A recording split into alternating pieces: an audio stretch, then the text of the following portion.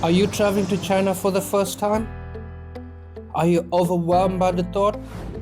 And you have a million questions running through your head.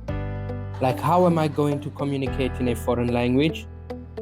How am I going to get all the Western goodies that I love? The technology scene is on the next level. How am I going to keep up? How am I going to travel within the country? Well, guess what?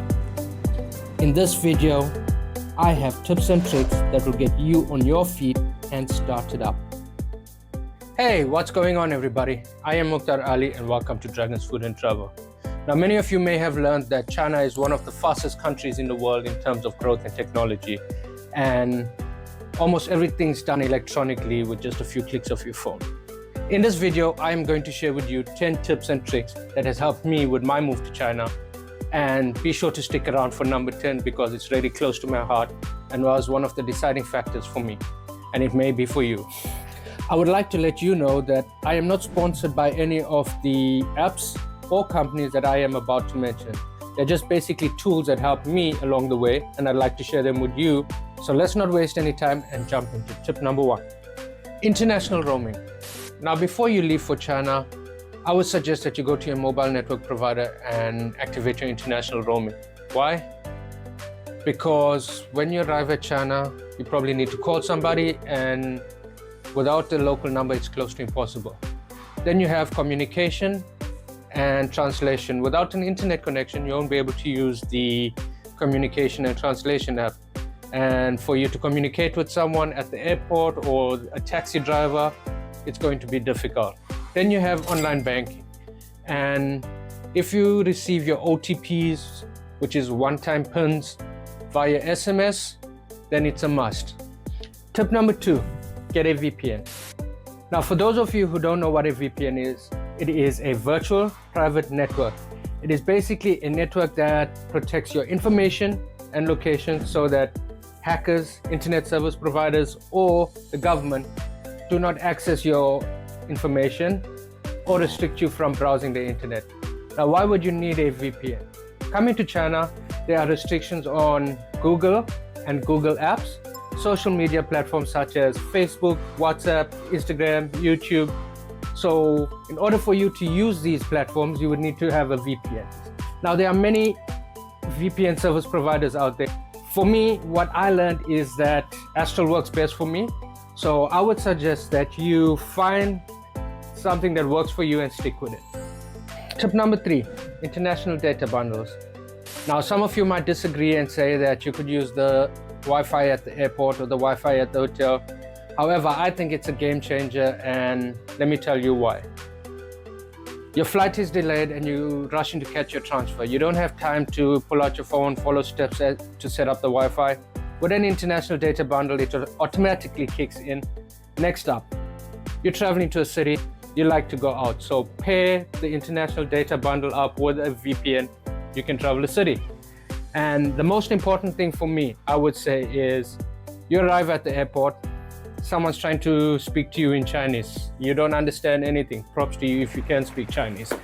So all you gotta do is switch on your VPN, whip out your translator app, and boom, you are sorted. Tip number 4, translating apps. Now, there are many good translating apps out there. However, I found that Google Translate works best for me. There are many features. To mention a few, you have the speak to translate. So someone comes up to you and you don't understand them. All you got to do is take out your phone, open the app, record them, and it would convert to English. Then you have the text to translate. So you want to ask someone a question, all you got to do is open the app, type it in English, and it will convert to Chinese. Then you have the photo to translate, where you go into a grocery store, you like to know what ingredients are in something. So you take a photo of the ingredients and it would convert it to English. There are many languages to choose from. So you don't have to use it only for Chinese. You can use it for Arabic, you can use it for Hindi, you can use it for Russian, Spanish, whatever the case is. Just a side note, you do need an internet connection and a VPN to use it in China. Tip number 5, Alipay. Now, when you come to China, you will learn that technology is taken to the next level and almost all payments are done electronically via Alipay or WeChat Pay. Now, what is Alipay? Alipay is basically an online payment platform or digital wallet that allows you to make payment via your mobile phone or computer.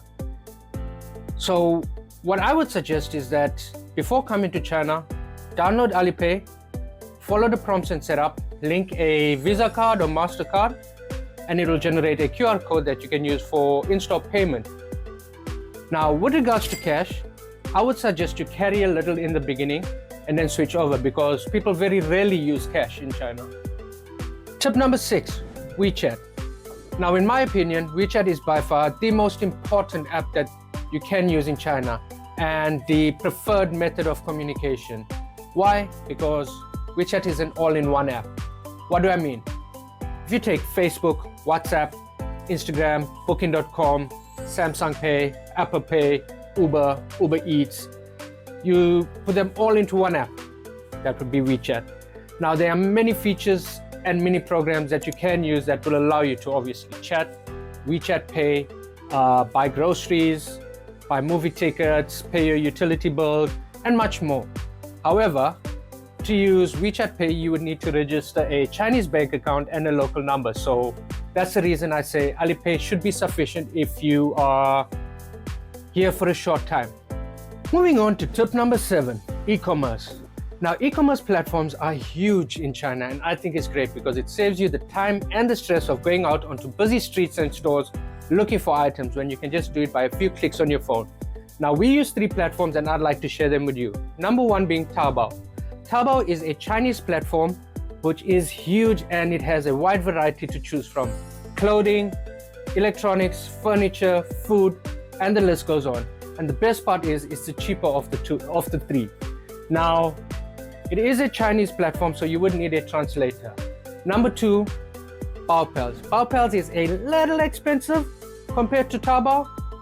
However, they do source the items from Taobao and the site is in English, so it's a little price to pay for convenience. And the best part is you can use your Visa card to pay hassle-free. Now, number 3 would be Pandaboo. Pandaboo is the most expensive of the 3, in my opinion. However, whatever Western goodies you look for, you find it in Pandaboo. And you can use your Visa card to pay hassle-free. Just a side note, orders take 3 to 5 days to be delivered depending on availability. So be sure to place your orders in advance. Tip number 8, Mateone. Mateone is a platform that connects you with different merchants like travel, food, shopping, hotels, and there's a lot that's offered. However, what we use it for is our day-to-day necessities like perishables, toiletries, takeout. And the best thing about Mateone is that your order is delivered within an hour. But you have to know that it is a Chinese platform, so you need to translate. And for payment, you could use Alipay or WeChat Pay. However, you cannot link a international card to your account. Tip number 9, Trip.com. Similar to Booking.com, Trip.com offers a wide variety of features like international and domestic flights, booking of hotels, tours and attractions, car rentals, airport shuttles, and it's a great app if you like to travel and see places. And the best thing about it is that you can pay through WeChat Pay or Alipay. Tip number 10, Pet Relocation International, or PRI. Now, we have 2 beautiful little babies called Pixie and Honey, and there was no question of us leaving them behind. It was either they come with us or we stay in the Middle East. And thank God we found Elaine from PRI. She is really knowledgeable, really professional, and helped us with all requirements from documentation to tests and even booked their tickets. She even went as far as having agents on the ground at our destination to help us with any requirements. She really reassured us that our babies will be okay, and I couldn't recommend a better pet relocation company. Thank you, Elaine, if you're watching this. Now, if you need her details, I will list it down in the description, so give her a call if you really need to move your babies around. Now, if you made it this far, I would like to say thank you for your support, and you are a legend. Now, to become a superhero, what you gotta do is smash that like, subscribe, turn on the notification bell so you can be up to date with the latest videos that I come out with. Also, you can share, drop a comment and let me know what you'd like to see in this channel. Thanks again for watching. Until the next time.